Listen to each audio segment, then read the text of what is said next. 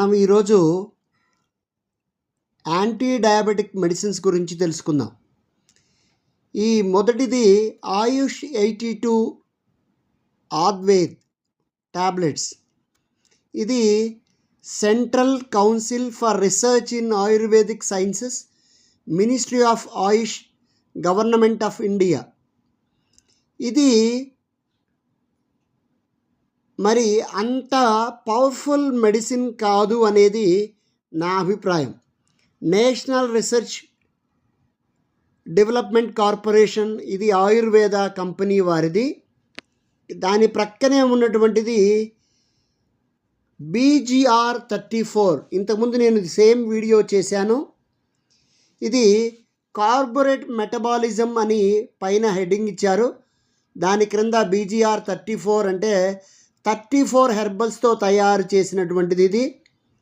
ఇది CSIR ఆమోదం పొందింది. Council of scientific and industrial research, ministry of science and technology, jointly developed by CSIR, NBRI and CSIR and CIMAP.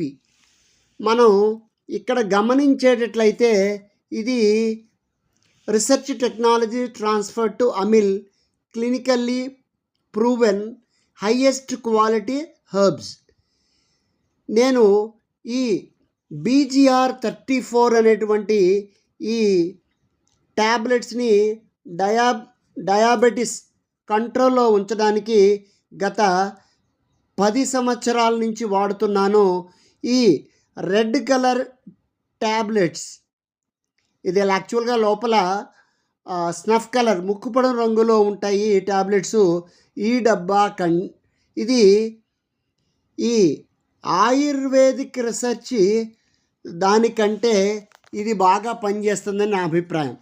ఇది ఒక tablet వేసుకున్నట్లయితే ఆయుష్ 82 అద్వైత్, దానికంటే BGR34.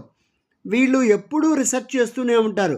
ఒక మెడికల్ కంపెనీ అంటే ఒక ఫార్మసీ కంపెనీ ఉంది అంటే ప్రత్యేకించి డయాబెటీస్కి ఒకే రకమైన మందులు వాడకూడదు. మందులు మార్చి మార్చి వాడాలి. ఈ BGR34లో గతంలో కౌ యూరిన్ అంటే ఆవు మూత్రము, గోమూత్రం లేదు, కానీ ఇప్పుడు గోమూత్రం యాడ్ చేయడం జరుగుతుంది.